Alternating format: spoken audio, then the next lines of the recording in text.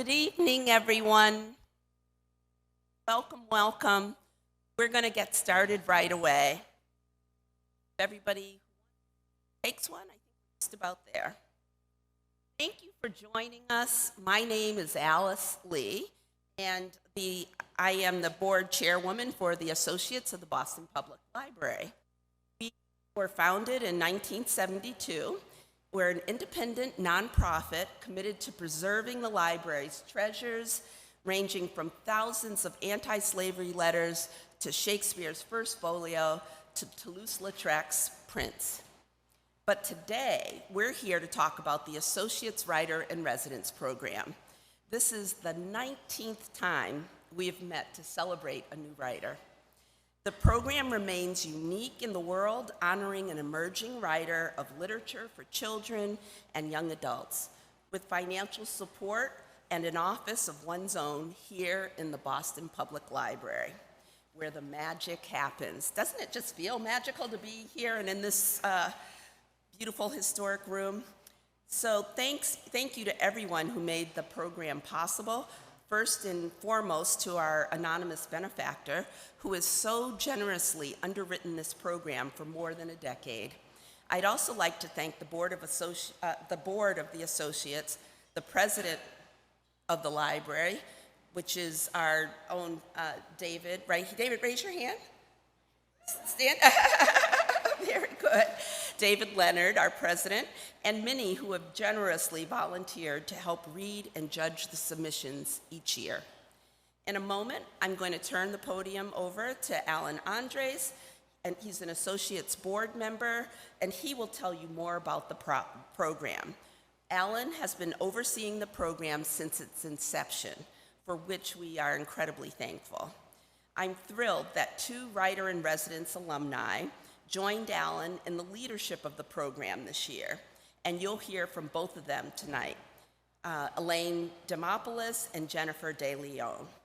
Both wrote their debut novels here at the BPL, Material Girls and Don't Ask Me Where I'm From, respectively. So I was asked to be a good doobie and read these words, and I think I did okay. And now I think I'm supposed to say, Alan, come on up.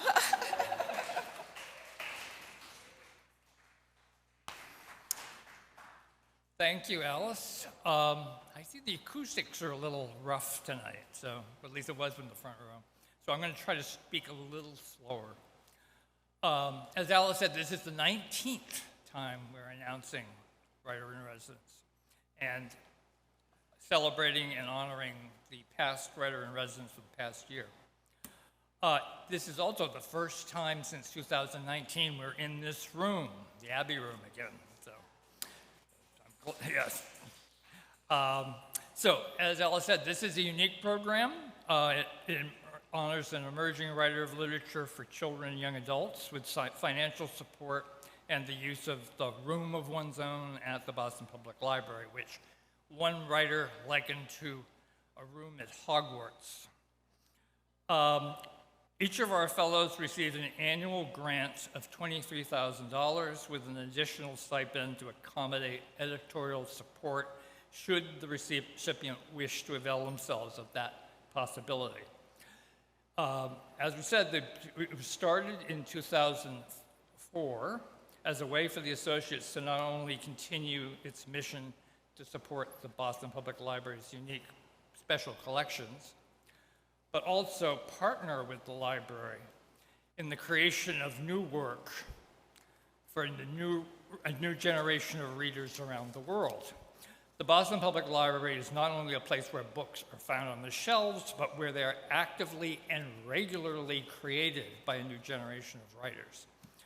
In return, our program helps the writer at a critical moment in their career, and possibly, in the long run, it changes the state of American literature itself, if I can be so bold.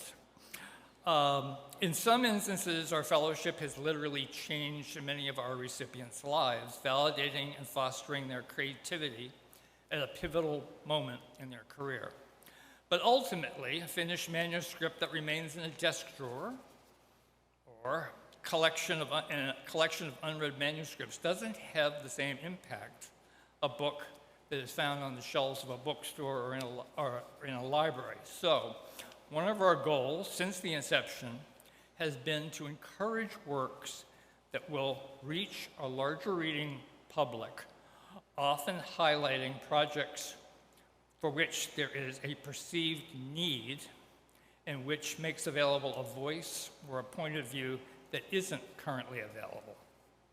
One can never predict the ultimate impact a book will make when it enters the world. And if I can indulge in a personal memory, I recall in 1985, in an entry-level job here in Boston, processing a contract request memo for a new novel to be published the following year by Margaret Atwood. What was on the contract's top of it? Title, Handmaid's Tale. At the time, few of us knew much about the book except the title. But today, it's among the most widely read and ironically now, among the most often banned titles of literature of the past 40 years. The right book at the right time can make a difference. Sometimes it comes only decades later. We never know the ultimate effect any book on readers will have once it escapes into the world, especially books we encounter when we're forming our own identity and defining our own values as children and young adults.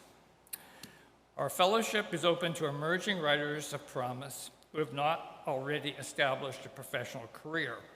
Since its inception, the fellowship has used a blind judging procedure in which the panel who selects the recipient is not given any biographical information about the author, their name, their age, their gender, educational background, etc. All of that remains anonymous. The judges evaluate the book primarily on the quality of the submission and the promise of a book to be written based on a brief writing sample and a proposal in which the author describes the book they intend to write. Our panel of judges is composed of different assortment of professionals from the book world: acquisitions editors, book critics, historians of children's literature, booksellers, librarians, literary agents, publishing, marketing veterans, and authors. We try to get a range every year, and so we thank them a lot for volunteering their time. As of this date, more than 60 books have been published or are currently under contract by past recipients of the program. The books written at the library under the auspices of this program range from historical sagas and graphic novels to fantasies and crime thrillers. Many have won awards from booksellers and literary foundations, and 2 titles written at the BPL have even been optioned to major American film studios. The coming year will see a number of titles released from past Writers-in-Residence fellows. For instance, Elaine Demopoulos and Jennifer De Leon, who you will meet in a few minutes, and who also serve as co-chairpersons of the Associates of the Boston Public Library Writer-in-Residence Fellowship Committee, both have new books coming next year. Elaine will publish The Remarkable Rescue at Milkweed Meadow at Charlesbridge, and Jen's new novel, Borderless, will be published by Athenaeum, Simon & Schuster, and both, like I said, you will meet them in a few minutes. In addition to Jen and Elaine, we're also excited to announce that last year's recipient, the 2011-2012 recipient, Sarah Winifred Searle, has announced the forthcoming publication of a new graphic novel in 2025 with first, second books, an imprint of Macmillan Holtzbrinck. Now I'm getting ahead of myself. Last year, some of you met our 2020-2021 fellow, Autumn Allen. It's our pleasure to announce that her novel that she wrote here at the BPL, All You Have to Do, will be, has been sold to Penguin, the Penguin imprint of Cochlea, and is due to be published next year. And that's not even the end of the big publication news for the evening.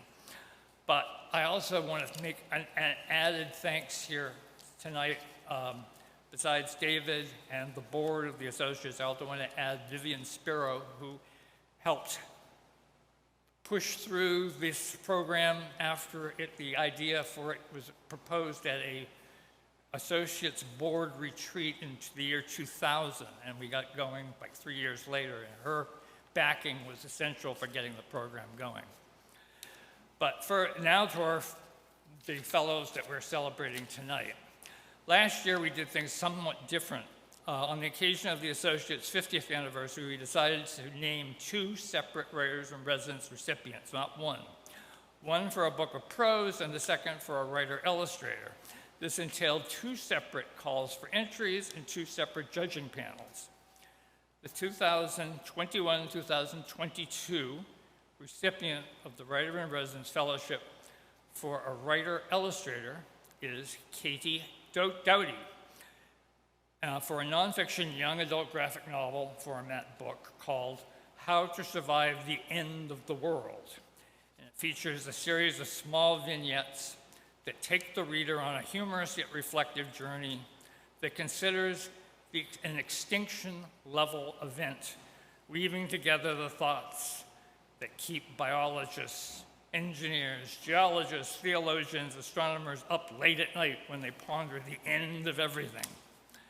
Katy currently lives in Medford and works as a research coordinator at Massachusetts General Hospital after earning her BFA in illustration from the Rhode Island School of Design.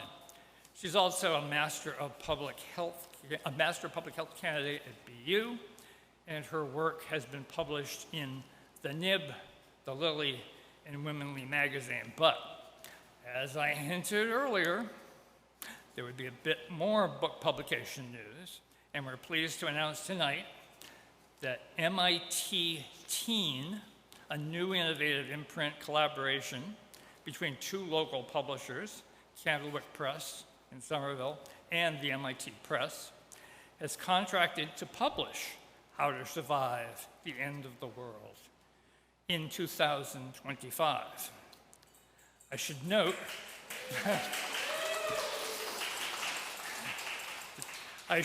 that this is highly unusual. Normally, it's at least a year or 2 after the fellowship recipient's term that a publisher even gets an opportunity to see the book written as part of our program. But it looks like sharp eyes were out there watching what we're doing here. So please join me in welcoming Katy Doughty to tell us more about her book.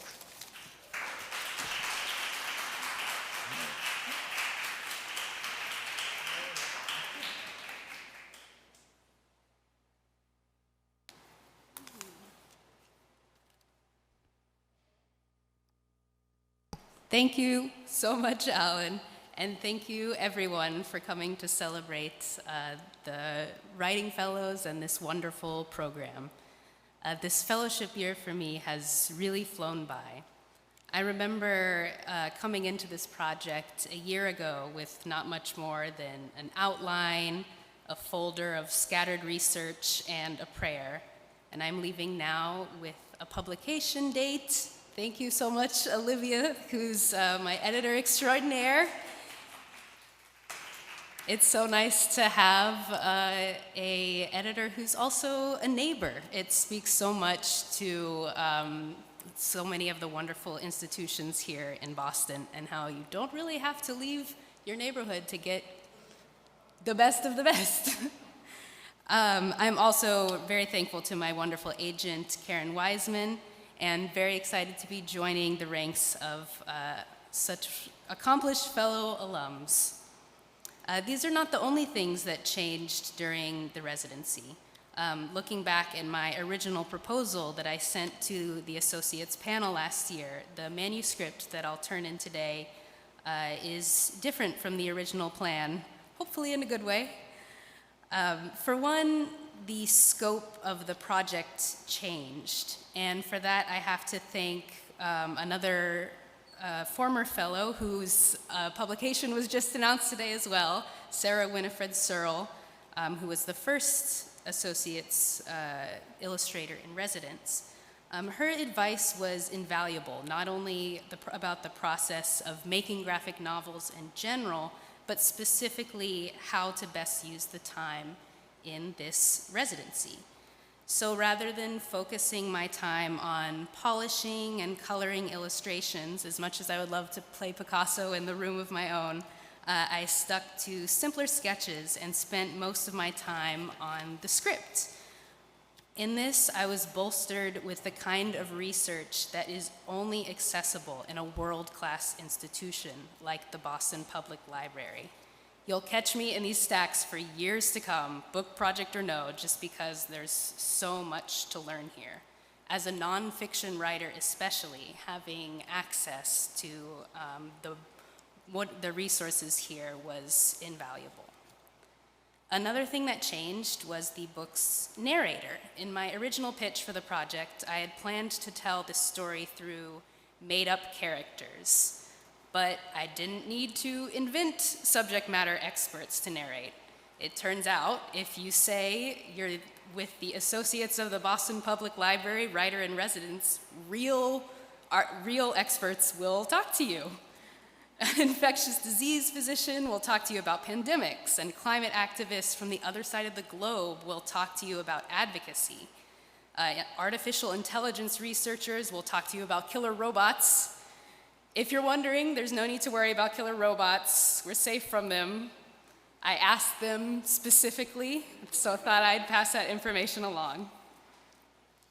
This fellowship truly is career-making, and I was so lucky to spend the last year also working alongside the brilliant Ying-Ju, and will be honored to be joining this community, and hopefully a couple years down the line, you might see one of my books down there as well. Rhonda, you have a year full of possibilities to look forward to. I'm very excited for you. So without further ado, here is a couple of a little reading from How to Survive the End of the World. This section is appropriately enough from the pandemics chapter.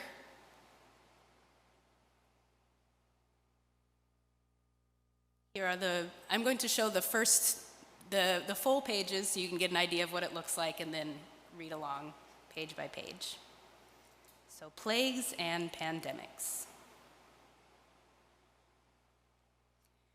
Yersinia pseudotuberculosis, a type of bacteria, doesn't seem like the kind of germ that could kick off an apocalypse. It lives in animals without bothering them with much more than a stomachache. Single-celled organisms like bacteria are the ancestors of all living things. But just because everything evolved from bacteria doesn't mean that bacteria ever stopped evolving.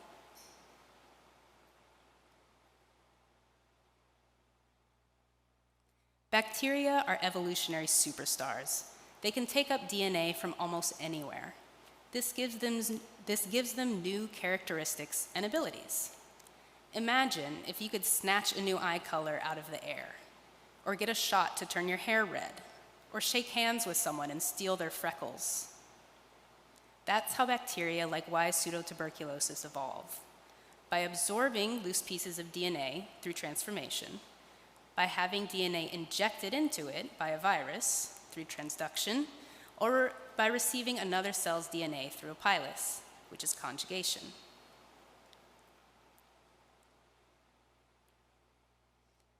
At some point, Y pseudotuberculosis decided to live inside a flea. It needed to tweak some of its genes to make this possible. YMT gene protected the bacteria from a flea's immune system. HMS blocked off the flea's gut, which made the flea constantly hungry. This made the flea keep biting, spreading more bacteria. TC made the bacteria deadly to the flea. To be more flea-friendly, these genes were eliminated.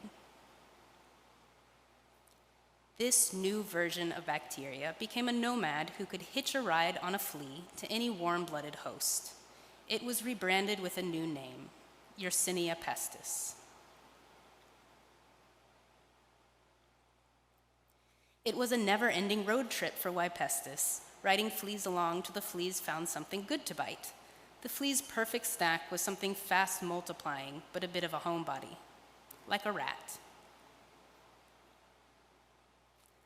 One flea bite later, Y. pestis infiltrated the rat's blood. The bacteria evaded the rat's standard immune system security. Y. pestis multiplied, doubling their numbers every 20 minutes. By the time the rat's immune defenses were fully revved up, it was too late for the unlucky rodent. It wasn't too late for the bacteria, who could catch a ride from the dying rat to the next hungry flea.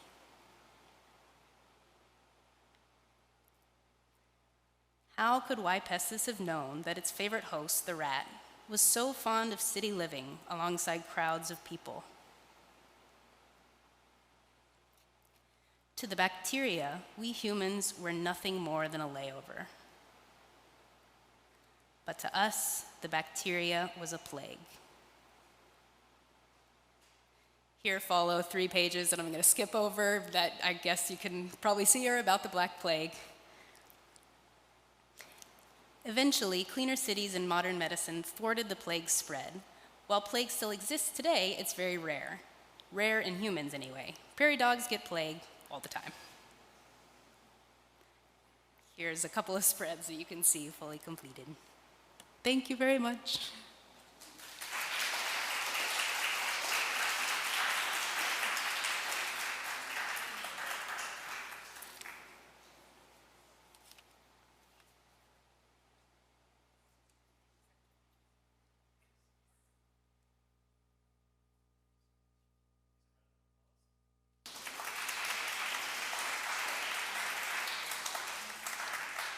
Katy, sorry, we need to take a picture just before we do this.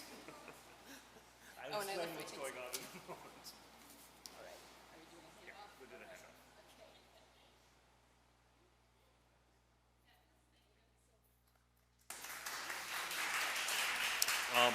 handoff. We've begun a tradition of accessioning the work of the writers in residence into the public library, whether published or not. I'll be back in a couple of minutes after our second presentation to give you a few remarks.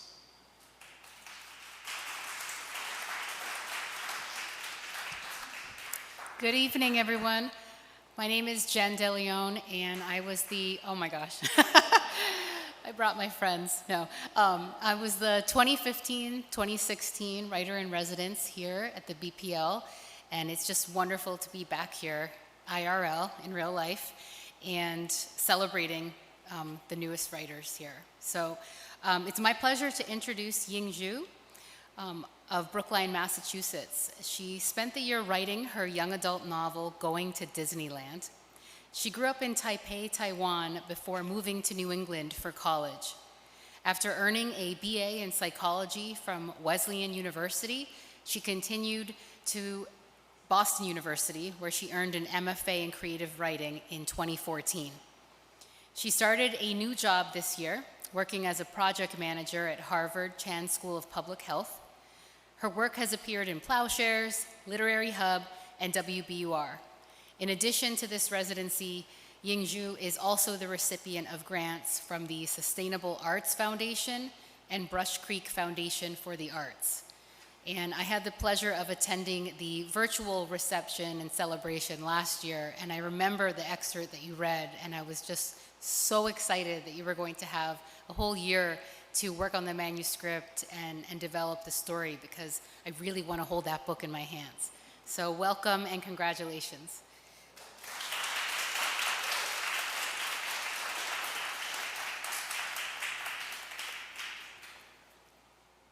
Thank you, Jenna. First, I want to thank the Associates of Boston Public Library for this life-changing opportunity. It has been truly a privilege to spend time here at the Boston Public Library. And thank you, Louisa and Laura, for organizing this event and for coordinating the fellowship and just being so nice and so supportive and kind in this past year. And Katy, my fellow writer in residence, has been an amazing office mate, And getting to know her and her work has really, really pushed me to think, to look at the world from a broader perspective. And last but not least, I want to thank my family for their support. Hi, Emmett. Yeah. Hi, Emmett. Yeah. Going to Disneyland is about Jia Liu, a privileged teenager of China's modern Gilded Age. At the beginning of the novel, her family loses their fortune as the result of a power struggle within the Chinese government. Her mother has disappeared. Her father escapes to the US and takes her on a road trip from her boarding school in Western Massachusetts to Los Angeles, California. A year ago, when I started my fellowship, I had about 50 pages of manuscript. My characters, they had just left the town of Sheffield, Massachusetts, in a beat-up car, and they were still lost on the interstate highway in upstate New York. So fast forward a year, I'm happy to report that now, after many days of driving, a few detours in Texas and New Mexico, and 25 hours of Greyhound ride, Jia and her father, they have finally arrived in Los Angeles. California is not what they expected to be, but they're also not the same people they were at the beginning of their journey. And just as this journey has been truly eye-opening for Jia and her father, the process of writing also opened up my world. Thanks to this fellowship, I had the time and the space to think deeply about my character and learn about their society, and learn about China, learn about America. For example, I learned that in order to profit successfully from corruption, especially in China, you have to be creative, hardworking. You have to be a strategic thinker. I recently read that the Chinese authority once raided a corrupt military official's home, and in addition to a box of cash, they discovered a statue of Mao Zedong made of pure gold. I also learned about what life is like in an oil field in North Dakota. I found out that in most work sites, there's a job called the fire watcher. The fire watcher's job is to literally sit there for 8 hours a day, watch for fires, and write down the temperature and the methane level in the air. I also learned that working at an oil field, it's all about who you know. Connection is everything, not unlike doing business in China. I feel compelled to tell you this because these random pieces of knowledge, because for me, writing the novel was kind of like piecing these minor details together into a puzzle. And after a year, I finally feel like I'm seeing the big picture. In this excerpt I'm going to read, Jia and her father's journey is interrupted by one of those minor details. Their car breaks down in a small town in Texas. For the first time, Jia is forced to accept the uncertainty of her future. A problem that could be solved with money is not a real problem, Jia's mother used to say. A C- in algebra was nothing to worry about. For about 1,000 renminbi an hour, you could hire a tutor with a graduate degree from an Ivy League school. When Jia's father started spending too much time with a former pageant queen and making promises he couldn't keep, Jia's mother only had to spend 50,000 renminbi on a private investigator who got hold of compromising photos of the pageant queen and made sure that her closest, dearest family and friends received the image files in high resolution. What would you call a disintegrating car in a motel parking lot in the sweltering heat of Friona, Texas, 1,054 miles away from where you're supposed to be? What would you call a car mechanic who smelled like marijuana and breathed a little too close to your face and who insisted on referring to your car as a pesky puppy. Those could not possibly be real problems. A part in the engine, something called a timing chain, is broken. It would be wrong to waste any thoughts, feelings, and energy on a broken timing chain, except it caused the valves in the engine to open and close at the wrong time. In turn, the valves opened their arms as the pistons charged toward them, like some bright-eyed girls in a horror movie who couldn't tell a good guy from a serial killer. In turn, the valves and the pistons smashed each other into pieces, the impact rippling through the system. In turn, every part in the engine became bent, twisted, rubbing against the parts they had no business rubbing against. All it took was money to unbend, untwist them, and put them back into their rightful places.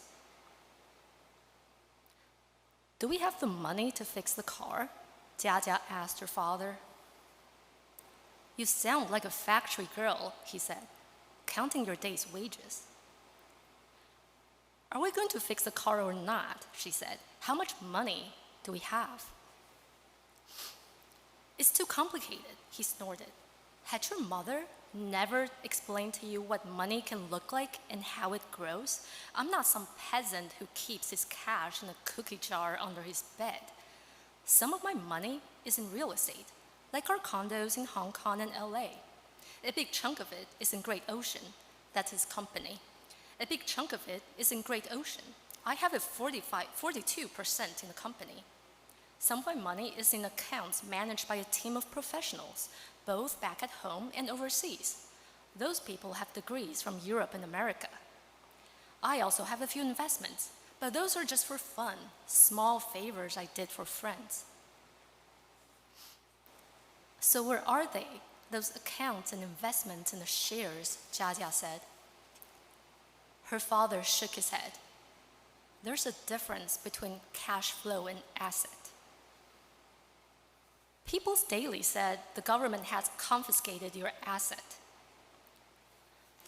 "The People's Daily tells the story that the government wants it to tell," he said. "In this story, in their story, I'm the greedy businessman who corrupted the honorable Communist Party. The government wants the world to think I've lost everything, but that's just a show. They cannot afford to get rid of me. I've made too much money for them. I know too many of their dirty secrets." "So you're saying that we're just pretending to be poor? Why do we have to put on the show here? There's no one here to see us being poor. Why do we need to drive that piece of junk?" "It's not so simple," her father said. "I need to find the right people to talk to, make the right connections. Those people in the party, they have no imagination, no foresight. I need to help them understand how much they need me." "So, do we have the money to fix the car?" "How did I end up having a child with such small, trivial mind?" "Just tell me how much cash you have." "I brought $20,000 with me when I left. We still have $15,000. That can last us for a while before I sort things out." "When will we sort things out?" Jia said. "If all you want is a predictable life, you'll never make anything big of yourself." "What if you don't sort things out?" "I will. But what if you don't?" "Then I'll sell you to a massage parlor." Jia threw her phone at her father. He parried the attack with expert precision. The phone landed between his feet, and he made no move to pick it up for her. She could retrieve it at his feet, but then he might kick her. She could walk away, slam the door to make a point. But the phone cost $1,200. "You've already broken the law at home," she said bitterly. If you break the laws in America, where else are you going to run?" Can you not take a joke? He said. Are you going to answer my question? You're too ignorant to understand how money works. I'm not too ignorant to know that until you sort things out, all we have is $15,000. So in the rest of the novel, for Jiajia and her father, money would continue to change its shape and change its meaning. I have a lot more work to do, but I can honestly say that I would never have gone this far without the support of the Associates of Boston Public Library. So thank you again, and I want to welcome Rhonda to our community. Congratulations. I'm so excited to hear what you'll be working on this year. Thank you.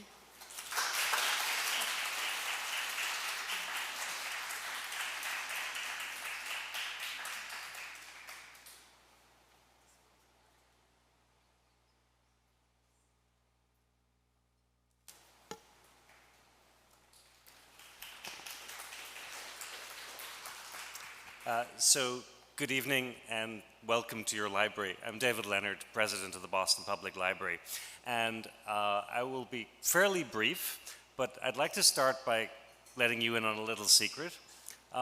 This has become one of my favorite events of the year, and why is that? Well, there's a couple of reasons. First of all, the office that you heard about that's part of the stipend or fellowship, if you will, is actually right next to my office, although it's down a secret stairs from my office. So what's interesting to hear is when the writer-in-residence or the illustrator-in-residence comes in and you hear the door close. Never hear much more than that, but you always know when someone is there. And it's a reminder to me that there's creative work happening in our space. So it's personal. We have something like 23 million objects in the collection here at the Boston Public Library. Many of them are books. And much of our work is focused on books, reading, and literacy. But none of that would come to pass without the creative work of the writers who brought all of that to bear. And so to have the opportunity to celebrate those who are contributing to what we are at the start of their process is just a fabulous moment. And so I would like to thank once again Alice and Alan and the committee chairs and the Associates Board and all of their supporters for making this possible. So please join me in one more round of applause for everyone who makes this possible. There's one final thought I want to leave you with, and that's a little bit about how my day went today. I started the day welcoming new staff members to our library. We had about 40 people join our staff. So we're really on the cusp once again of great things happening here at the Boston Public Library. But on my way out to a meeting outside the library, passing through the courtyard, which is right behind us, the children's librarians were hosting a program in the courtyard for little ones that were, 6 months to 3 years old, and you see them paying attention or crawling around. And the event I was going to was at the Children's Museum, which is opening a very special new exhibit. It will open to the public in a couple of weeks, and really takes an equity lens to help engage with families and young people around how we build a sharing and equitable society. And here we are tonight celebrating the outgoing children's writers in residence. So there's a theme going on throughout my day that I thought it would be interesting to share with you, that what we are about is certainly the gateway to the imagination and the work of the library, but at the heart of that is, in a very special way, the work we do with our young people. So anyone who has the ability to give us the fuel to bring the imagination of our young people alive. My hat is off to all of you, and you have a real special skill. And now at this point in time, I'd like to ask our co-chairs, I think, to do the passing of the torch moment from our outgoing to our incoming writers in residence. So thank you all for being here. Congratulations to all the authors, and please enjoy the rest of the evening.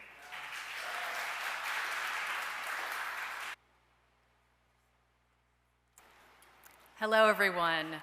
My name is Elaine Demopoulos, and I served as the 2010-2011 Writer-in-Residence. And it is my great pleasure this evening to introduce the brand new 2022-2023 recipient of the Associate's Annual Fellowship, Rhonda DeChambeau.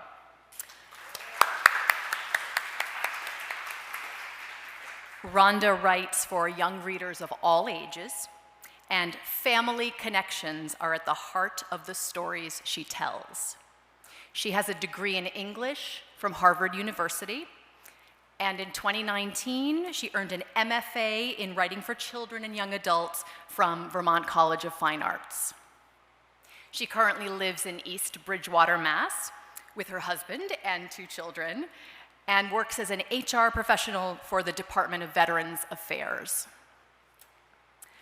Author and Boston Globe writer Meredith Goldstein said of Rhonda's submitted novel in verse, top-heavy, "It is a lyrical, smart, and thoughtful look at family, money, and most importantly, the complicated relationship we can have with our bodies. A story teeming with empathy." And when I read her work, I felt immediately that this story would find and touch many teen readers. Please join me in welcoming and congratulating Rhonda DeChambeau.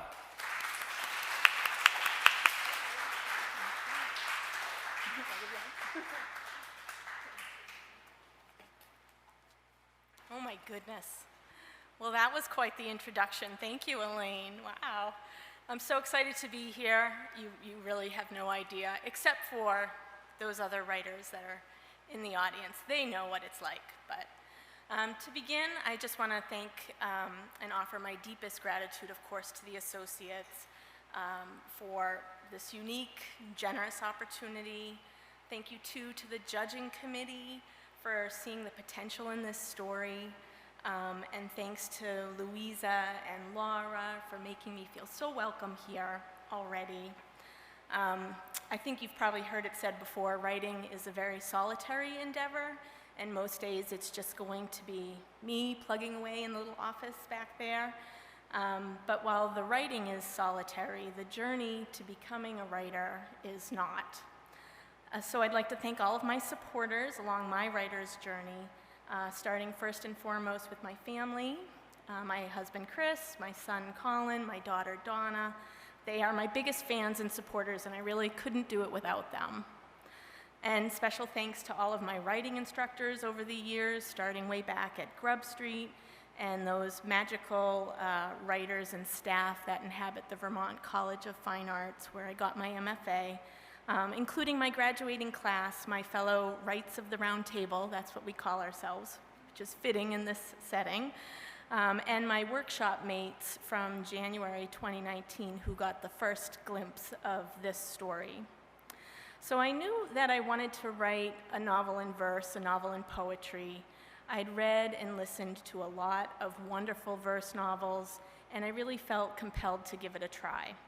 So as soon as I realized that the main character of this story was a dancer and that music made her come alive, I knew that this story had to be in poetry.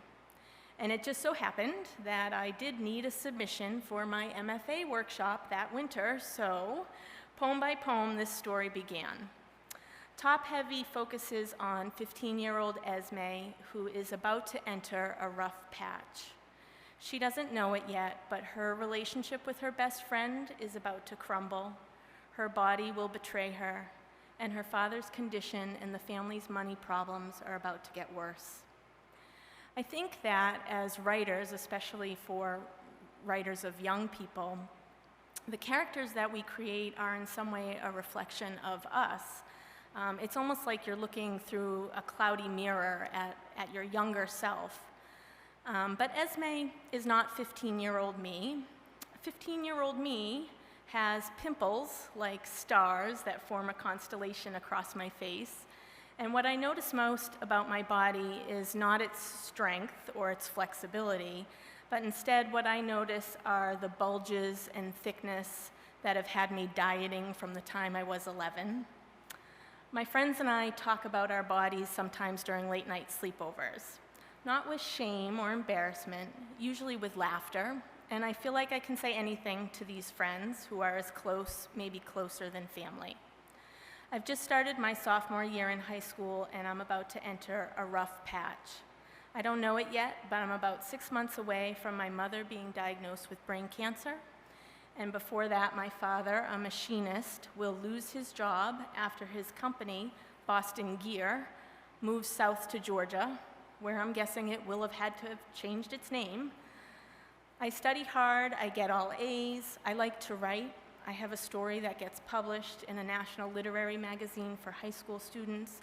I like to dance, but I'm certainly no dancer. I have my smarts, my pimples, my friends, my imperfect body, my family, and I am on my way to becoming a writer. Esme, in my story, is not 15-year-old me. I like to think that she's stronger, maybe more artistic, braver, I hope. I think that she's better than me. As a writer, my characters keep me motivated to keep me going with a project. I root for them, I admire them, and I love them. So Top Heavy is my love poem. It's a love poem for Esme and others like her, and a love poem for those around us, our family, our friends, who shape us into becoming the people we grow into. And it's a love poem, too, to the circumstances in our lives that make us stronger, even if we don't see it at the time. So I hope someday young readers will also fall in love with Esme and her story. So now I'm going to read for you just the first 4 poems from Top Heavy. Soaring. When I dance, I grow wings. In the studio, I am soaring. Energy pulsing, adrenaline pouring, finding my freedom, the music roaring. I hear melody through the balls of my feet. Every beat sinks to the thing alive in my chest. Heart, heart, heart, heart, heart, heart. The studio mirror catches glimpses of me, whipping around, twirling, spinning. The beat powers muscle and bone. Rhythm radiates through me, arms out to fingertips, legs out to toes, lifting, stretching, until I am flying, soaring. Coming down.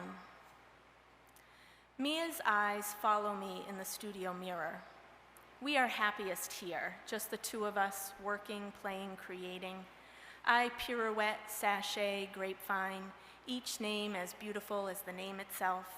And when I soar mid-air, there is the upswing and a heavy downswing, an ache in the sides of my neck and across my back, and the straps of 2 sports bras saw into my shoulders. At my sternum, my double Ds thump in unison. Top heavy is what Miss Khalees says, making me think of capsizing under the weight of my own chest.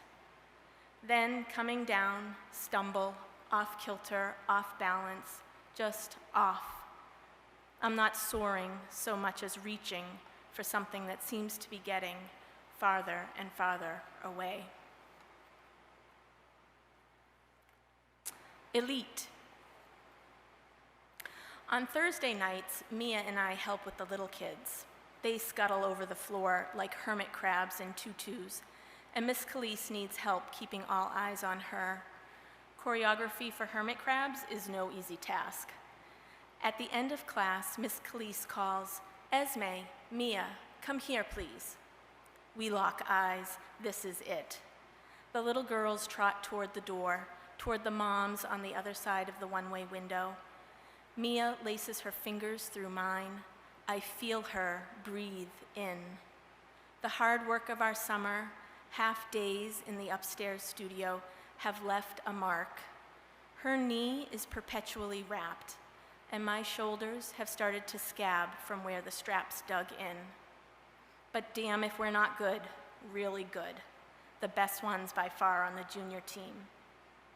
I know you too have worked really hard, Miss Calise begins to say, and my heart hardens into a lump of charcoal because this does not sound like congratulations. She tells us how she's noticed our hours of practice time. We've decided you are ready for elite, both of you.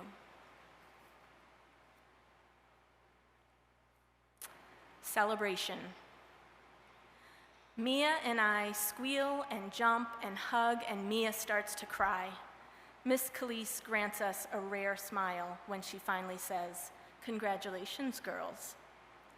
Mia and I will be the youngest on the team, but Miss Calise tells us not to worry. She wouldn't have selected us unless we were ready. It will be a lot of work, Miss Calise warns. Are you committed to the elite team? In answer, Mia and I nod like our heads might roll off and jump up and down, her on her bad knee and me with my boobs bouncing like neither thing matters, like we are still 5 instead of 15. Thank you.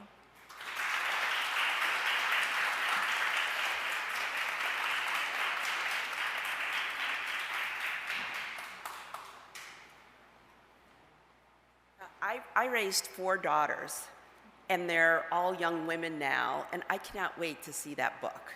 That's going to be amazing. And I can't wait to read Jen and Katy's as well.